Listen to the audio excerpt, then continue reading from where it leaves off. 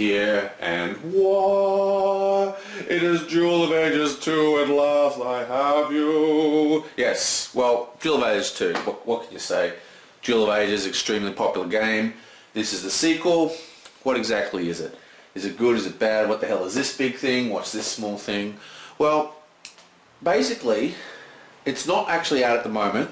I got mine from a huge fluke of luck, of excellent luck. What happened is the guy who ran the website, the major website, he posted these games early by accident, or something happened. I think he either posted by accident or he made the page public by accident, and all the collectors like myself and a lot of other people all just instantly bought it.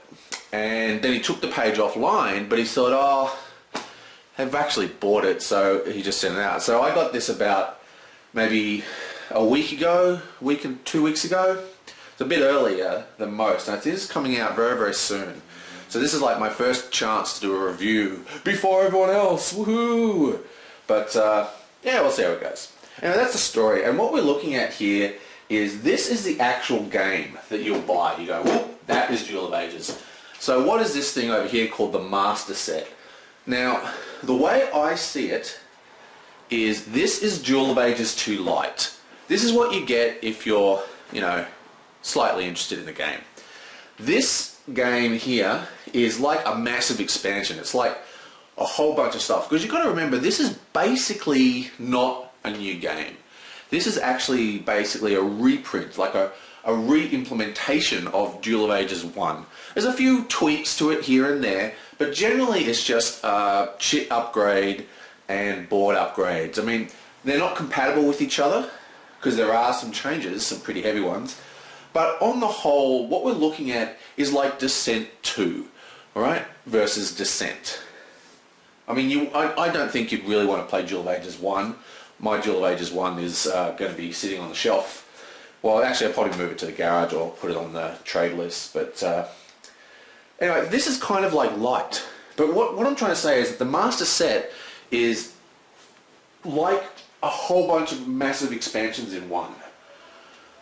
This is packed full of stuff. Now, it's ridiculously packed full of stuff. I'm not talking about little stuff, I'm like, it is packed. Now, I've moved a lot of this stuff into here, but if I pull this out, look how many boards I've got. And that's from the Master Set. That's just crazy. Look at all these control keys. There's like billions of them. Quest tunnels, they've got their own little rules. It's just insane. So what I'm trying to say is that the first box, the actual box you buy, is kind of like Duel of Ages Lite. It's a game that you can play, but if you really want to play Duel of Ages, if you want to get the true experience, in inverted commas, then you need the Master Set as well. I think that any normal game, this would be one massive box, but they've split it up to make it a little bit of a smaller price entry for new players, and I think that's a really good idea. But seriously, if you like this game, Master Set, must buy. And it's so big. They've got plans to bring out expansions, I'm sure, but man, I mean, you would never, ever, ever play all the stuff in there. I mean, you would have to play it every single day for decades, probably, and you still wouldn't start getting repeated. Well, I'm just making those numbers up, but it's a pretty huge game. Okay, so let's have a quick look at what this game is all about here. Now, I'm not going to go too deep into the rules. I'm sure there will be some quite intense rule, videos in the near future. So instead, I'm going to talk about some general things. Look at this, by the way. Look at that, taped it up. This box was absolutely crushed by the freight. Terrible.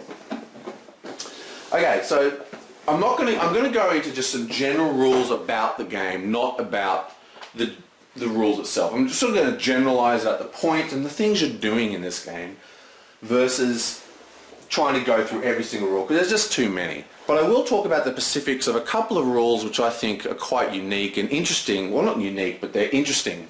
And yeah, well, let's get to it. So Give me a second, I'll set up a test board. Now the first thing you'll notice when you go to set up this game is that you've got, I mean, I'm not going to bring them all out, but you've got tons of these things. And it's basically like a war game, okay?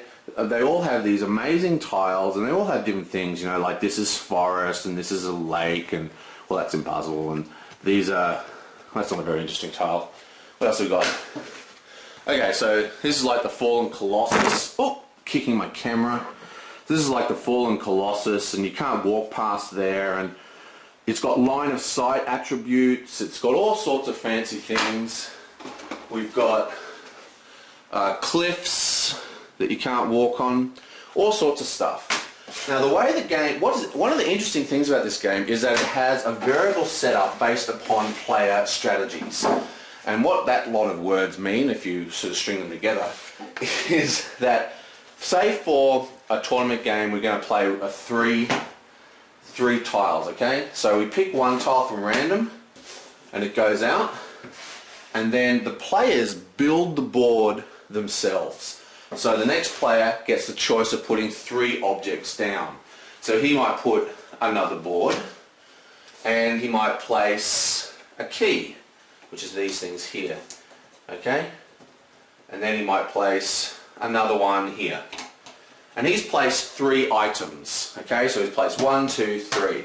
So the next player comes and he goes, well, you know, I'm going to place this randomly selected board and I'm going to stick it, I don't know, how about I stick it here? Like this. Okay, and then you put in a key. And there's all these rules that govern how these keys go in and the kind of things. I mean, obviously you need a black start area and a white start area. Plus you need to have you know, various other things which are chosen at random by the players. And this reminds me a little bit of Twilight Imperium, and I don't know why more games don't use this, because we all know how boring it is to set up games. But this means that the game, not only is the game set up done with your friends, but there's actually a point to it. There's a physical reason for placing things there. It does a huge amount of stuff to the way the game is orientated. Now, the art is just off the chain. Look at this. All the backs of these boards have these cool art. If I can get that in focus, these cool arts on them. Just awesome. Okay, so what exactly is this game, and what is Duels of Ages? Duels of Ages is like a virtual reality game set sometime in the super future. Okay? And in this game, people come in as avatars and battle in an arena-like environment and go on quests and do all sorts of weird little things. Now, what is interesting about this game is that it's kind of like, you know what it's a bit like? It's a bit like, what's it called, Smash Up? I think it's called Smash Up. There's a game which is like a card game where you could be like, you know, dinosaur pirates or whatever. Sort of like that. I think it's called Smash Up. Anyway, this is a similar kind of thing. So what I mean by that is that, oh, I've got to put this in properly. What I mean is that the game takes place across multiple ages. There's fictional characters, historical characters, characters from literature, from the future, from the past, all mixed together and all can play. So you could have Napoleon versus alien invaders from Mars. You could have, you know, the Terminator, kind of, you know, like functionally the same but legally different Terminator versus, I don't know, mermaids or whatever. I mean, it's just literally endless. Now, the way it works is, this is a home base for white, and this is a home base for black, say. Let me just quickly put all these things in. Not that these matter, but it's not, this isn't what the board would actually look like, but I just want to fix it up. Okay, so let's do that. Right, so the board is set up now. Now what are we actually looking at? We're looking at the field of battle, so to speak. Now if we zoom in a little, this is a home square, okay? Now these squares are quite interesting. They've got various entrances. There's an entrance here, an entrance here, and an entrance here, and there's various little activatable locations that can help you. Like if you go here, you can heal. And your enemies can come in here and destroy locations in your base. And whatever, see, it's sort of like a castle. It looks a bit like a castle. But whatever, whoever's base has the least beat part and destroyed parts, you'll get points for having the winning the base race.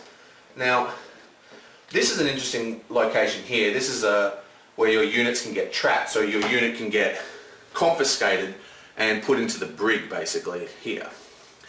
And so what is interesting about this is that you build it while you're playing the map. Okay, so it's never in the same spot ever again. Now, the black player has all the same kind of things. Okay, now these gates are actually locked. You can't just walk in, and I'm going to get to that in a sec. But to demonstrate that, let's have a look at an actual quest zone. Much of Duel of Ages is taking place doing these quests. It's actually a huge part of it. And this is a quest zone. This is a quest zone for Ancient. And it has its own associated deck of Ancient cards. And when you come in here, you pull up the card and you have a quest that you have to battle against. And if you win that quest, you get rewards. Like this one, for example. This one, for example, if you fail, nothing happens. If you do a squeak is like you just pass it, you get 2 cards plus a redeployment, or so on and so forth. And it goes right down to if you have an absolute glorious win, and then you can actually test other values, those 0, 4, 7, versus your character sheet and get even more rewards. And items are huge. I mean, the game is all about the items. I mean, the cards, we have a deck, we have a huge deck, like this thick, just full of items here, right? Masses of items. We've got guns, we've got bows, we've got knives, we've got traps, all this stuff. It's amazing. Just amazing amount of items. And they're all themed to the various parts of history. So this one here is colonial, okay? It's sort of this brown colour. But what you're doing is you're coming in here into this and you're doing the various quests, and like each of these quests do certain things, okay? So this one here is a power test, this is a discipline, this is shadow, and they've got these little icons here, okay? This one adds plus to your strength and plus to your intellect, or plus to your sneak, plus to your initiative, or this one's plus to your honor, plus to your leadership, or plus to your defense. And all the keys have different values. Like for example, this one here, which is another ancient quest key, gives us plus to your adventuring skill, plus to your hit, plus to your movement. And the way it works is you come in here and you have a quest here, okay? And if you pass that quest, you put, so here's the white character, see this side's white, this side's black. So if he's the white character, if you pass that quest, you put a little token in here like that, and that means that you've gotten stage 1, which doesn't really mean anything. It means that if you're the only token in there, you get a VP for this area, but if they've got a token in there like this, then it's no one has control. Now, if you come down and do the same quest again, and you pass it, it'll move down into the bottom of the key like that. And now whatever this value is now applied to all people of the same era as ancient. Okay, for example, this guy is ancient. Now, the other player can come along and do this quest by, instead of moving to here, moving all the way to here, the black player, and do a quest, and if he wins, this gets moved back up 1. And now it's no longer applied to all the characters. And then if you win on that one, this is actually taken off the board. And that is a big part of how to gain VPs and boost your characters, is by doing these quests and controlling these key locations. And of course, when you pass, like we saw on this card, you get to draw cards from the deck. So you've got the common deck, you've got the secret deck, which is all sorts of other cool stuff. You've got an elite deck. You've got, you know, henchmen's, just all sorts of stuff. So there's like a, I don't know if all this is in shot. Got an elite deck. Let's zoom out a little, shall we? Whoop. So you got an elite deck. You've got henchmen's. You have all sorts of things going on in there. The real interesting part of this game is basically that it is like a miniature war game, okay? Each of these hex tiles is a location that you can move around, and you take a single step here and there and you fight other people in it. Like, the game is not really, it's not like Mage Knight, okay? I mean, there is questing elements, but it's really a combat game, a versus game set in a giant arena, right? With bonus locations that you can go to do things. Now, I haven't actually got it set up, but the virtual world is run by this avatar called Lilith. And, ooh, don't drop it. And you want to appease her as well. There's all these different quests you can do with her.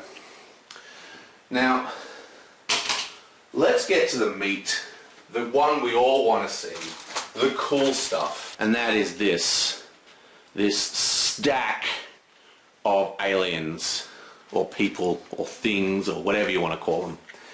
And they are just, there's just so many of these, you can't go on it. So these are all greens. The art is just fantastic, and this is what really makes this game stand out. Much like, say, Cosmic Encounter or, you know, Dune or whatever, every one of these aliens has special abilities that completely change the game and how you play. It's just not even the same game. It's amazing. It really is amazing, the amount of variety you have. So this is sci-fi, these purple things, and the pink, I guess you'd call it, actually. And you play with as many people you want. We usually play with 8 a team, and these guys just come out, you put them out and you go, okay, that's my team, and go at it. They've all got little pugs. Like, look at all these things. These are all characters in the game. Right? So they've all got these little pugs, and they just move around the board, and, you know, there's one space is like that, and each side can be flipped over, and you've got a black on one side for the black team, or white on the one side for the white team. Now how do these guys interact with the world? That's the real question, okay? And what makes this game quite unique. Firstly, let's have a look at one of these character cards. Actually, I'll put them on the ground here and zoom in so you can see. Each character has a huge amount of information on it. We have its special ability, we have its starting items, we have its proficiency. You know, things like this guy, for example, he's got this little symbol here. It means he's proficient in sort of saber things and with bows. Okay? We've got movement, health, and all the way down here we have all the different variances. We've got initiative, we've got melee attack, power, damage, range, handheld range, thrown, you know, dodge, I guess you'd call it. I've forgotten the name for it exactly. Stealth, shielding, strength, intellect, honorability, like how honorable you are, and your leadership value. And these stats completely modify the game. For example, if I was going to fight, let's pick someone for him to fight. Let's fight this guy, this crazy looking thing, okay? And this is where the game really gets bizarre. Now, there is a variant of this game that uses dice, so you don't have to do it this way, but I strongly recommend giving this a turn. I'm a huge dice fan, but really, this sort of challenge deck thing that they do is fantastic. You see, each player, or each team, I should say, gets a challenge deck. There's a white challenge deck, and there's a black challenge deck, right? Now, what you do is when you compare a statistic, you actually do it through these challenge cards. Now, let's have a look here. Let's say we are going to do a melee attack from this guy attacking this guy in melee. So the first thing we need to do is have a look at his melee attack, which is 6. Now we're going to say there's no modifiers because items modify this, locations modify this, fighting in the correct time period modifies these things. You know, just huge amounts of modifiers. But for this example, he's attacking melee 6. So we come down here and we find that his evasion statistic is 8. So we actually beat his 6 by 2 points. Okay? So this is the attacker, the white deck. So the attacker flips out a challenge card and he looks at this. Is this all in shot? Am I actually just talking to myself here, or can you see what I'm doing? Yeah, you can. Okay, sweet. Okay, so you flip the challenge deck, woohoo, it's flipped, and we come down here and we see that the defender, okay, beats us by, what is it, it's 2, okay? So you come down here and we find defender is better by 1 to 5 is a miss. That little symbol means miss. That means catastrophic miss, squeak, pass, and glory pass, whatever. But let's just keep going, because they are all different values, kind of like dice rolls. For example, here we are, defender is better 1 to 3 is still a hit. Okay, so it's green, a hit. Or, you know, you can look in this aisle here. This row here is the same information as this row here, but green, little green face thing, woohoo, it's a hit. So even though we looked at the defender plus 2, which is here, defender is better by 1 to 3, he gets a hit. Then the challenge card is switched again, you flip it over, and now, oh wait, sorry, before we do that, we then look at the actual damage that's being caused, okay? So here we have his strength. See, it's also 6. Can you see just under the melee, 6 damage? And if we come down here, his defense is 3 next to that little shield. So he is plus 3 to attack. So his attack is, his damage is 6, his defense is 3. And again, all the items vary it. So what we do then is we flip a card and we come down, and once again this time we're going to attacker is better by 0 to 3, which is a plus 0 modifier to the attack. And of course there's all sorts of different ones. So 0-4 plus 0. What's this one? 0 to 2 is a minus 2. 3, which this one is actually a minus 1. That's a terrible card. Yuck. And yeah, that's another terrible card. Wow. What have we got? Give us one that's got some pluses in it. Thanks. 1 to 5 is plus 0. This one's 3 to 7 is minus 2. My God. Okay, so if we pulled this card, even though we scored a hit, we're now calculating damage, right? So again, it's 6 strength versus 3 defense, and attacker is better by 3 to 7. It means minus 2, because now ignore those 2 columns and we're just looking at this number on the side. Minus 2 to his damage stat. And his damage stat comes down here and his damage is 3, so he only gets 1 damage. Now most heroes only have 4 to 8. So this guy's got 7. Now that sounds all long and convoluted, but it's really not. Let's do another one. Let's do a ranged attack from this guy to this guy. So we come down here, he's going to do an archery attack with his 8. Wow, he's really high. So he's going to do an 8 attack versus the other character's stealth, which is 5.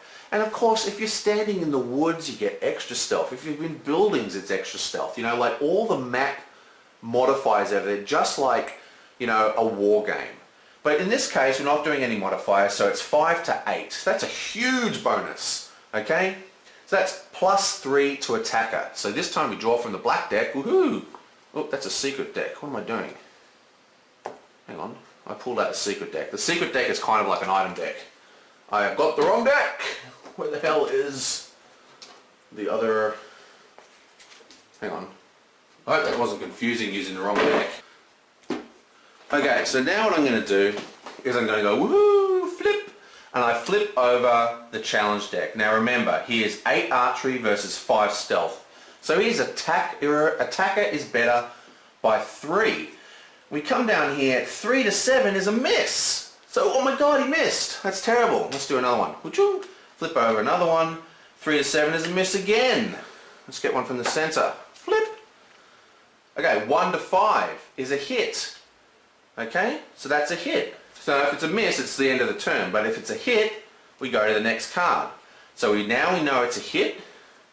Okay, and we come down, it's 2 versus 5 for his little shield says 5. So the defender is now better by 3. So flip this over, and its defender is better by 2 to 9, catastrophic miss, no damage. That's what that X means. So this is the way the decks are handled in this. It's through all this flipping of the card. Now you do have to flip 2 cards, and it seems very complicated, but it's really not.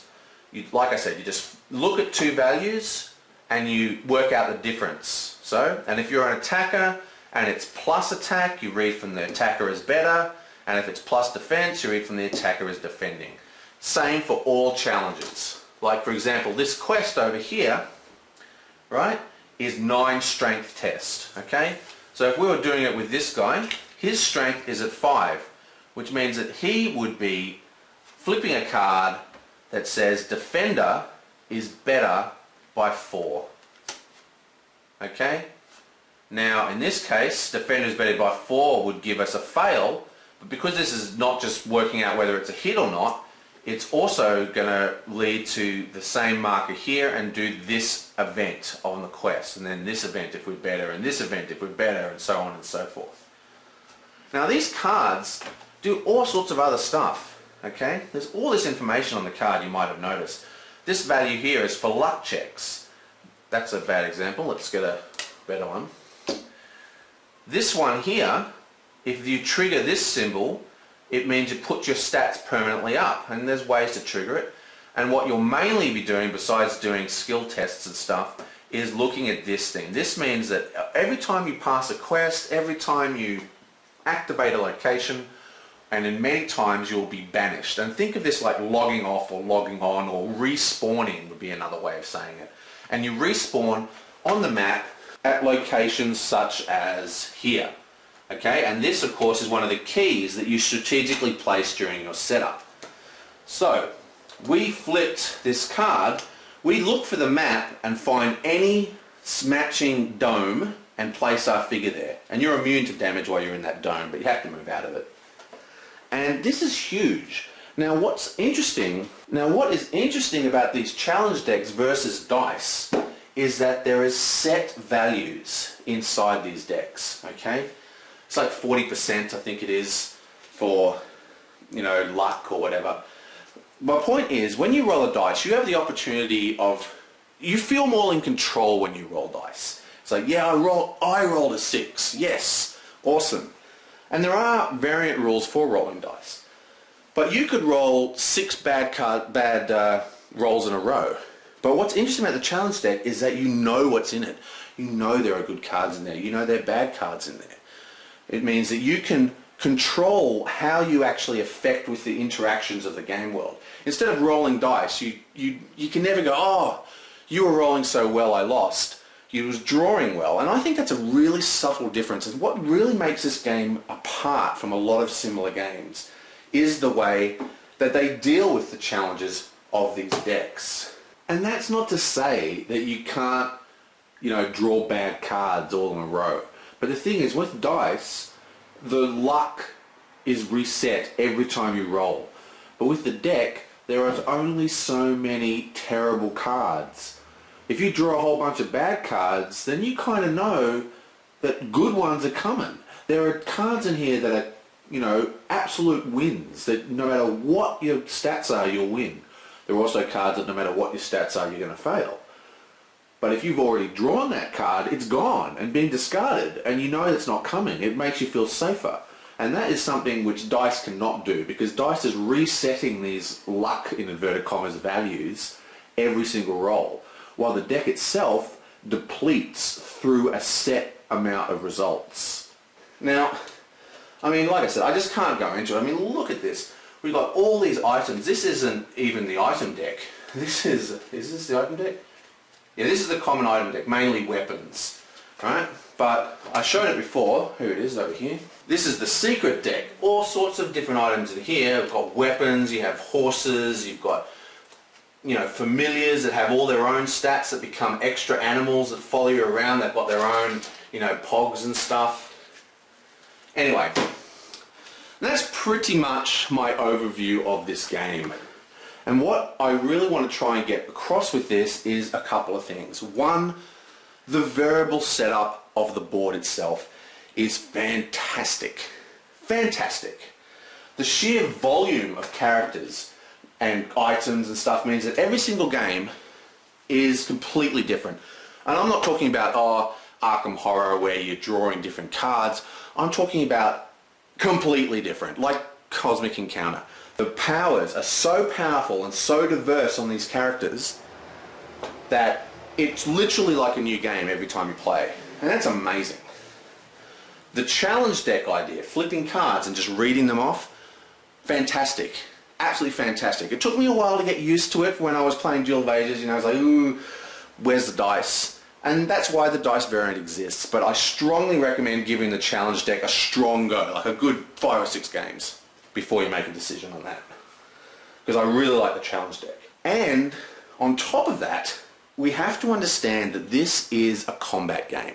It's not a questing narrative game. I mean, the game builds a narrative. Like, if you read out all the cards and they have different quests, and they're like, remember, it's a simulation of a virtual game, okay?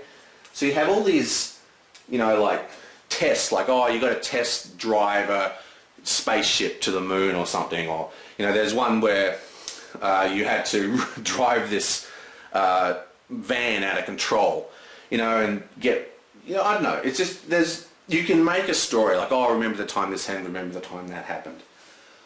But I really think that if you're coming into this game thinking that it's about storytelling and it's about questing, then you've got the wrong idea.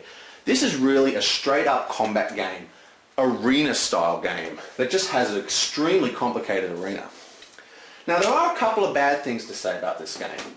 One, the game has elimination, okay? So as you you get victory points, but as you kill players, they're actually removed from the game, okay? And this can create a bit of a steamroll effect. You can get to the point where one guy is like, well, I've only got 3 heroes and you've got 6 heroes. I mean, I can never catch up. You know, you can now quest and hunt me down, and what am I supposed to do? And that is a real problem. But because it's sort of a little bit alleviated by the fact that you are playing all the characters, but at the same time, this can be a problem.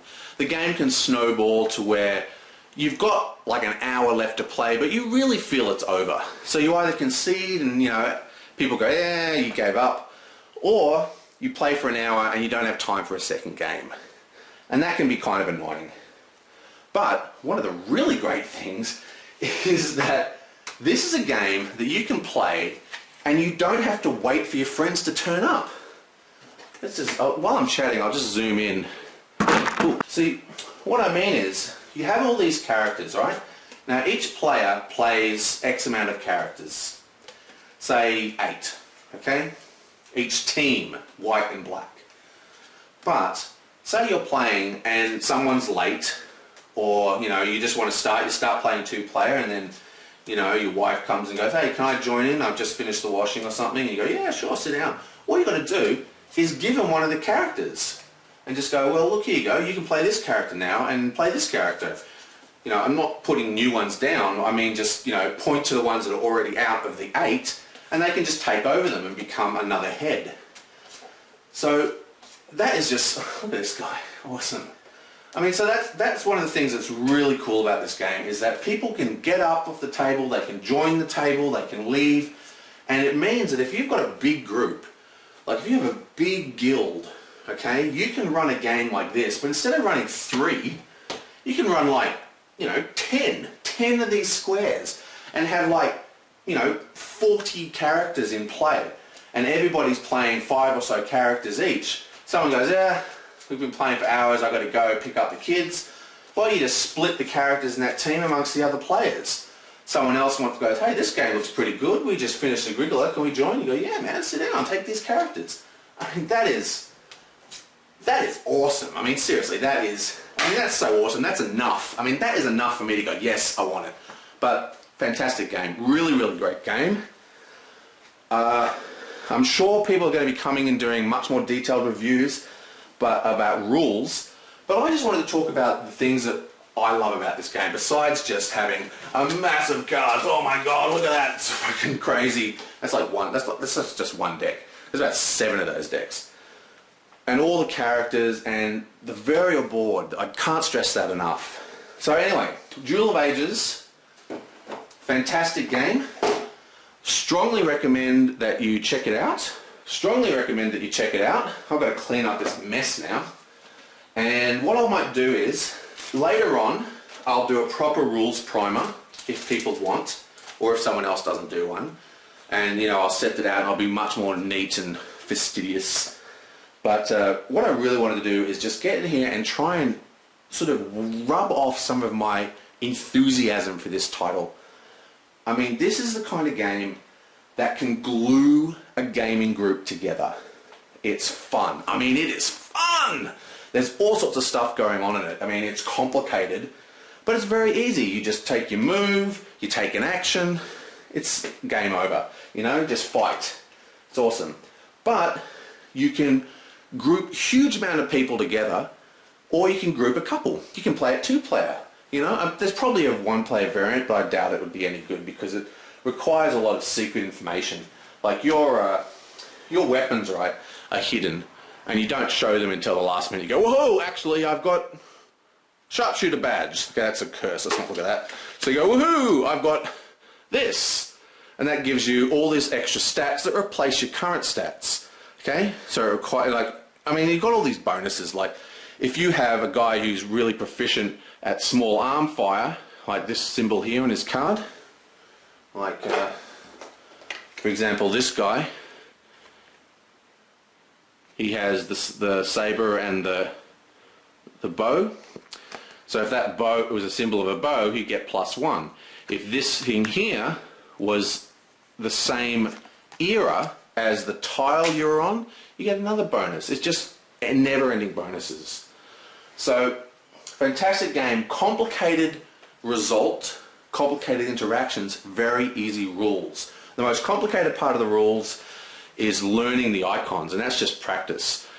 You know, the flipping of the cards and reading these challenge cards is what's going to take people the longest to get a grip on, is reading these, you know, all this stuff in the character sheet, okay? Like, for example, this character has all this stuff here, but he's also got this thing here, okay? That's like a second little ranged attack that he can do without having to need a ranged weapon. So that's like a permanently attached ranged weapon is all that is. But the other thing you really need to think about is if you like this game, if you even remotely like this game, the Master Set, dude. The Master Set, just get it. Just buy it. Go to it. Buy it now. I mean, yeah, great game. Love this game. Fantastic game. It's the only downside is that the player elimination can mean that the game can snowball. That's the only real problem I've seen with this game. So, yeah. Duel of Ages 2. I'll see you next time.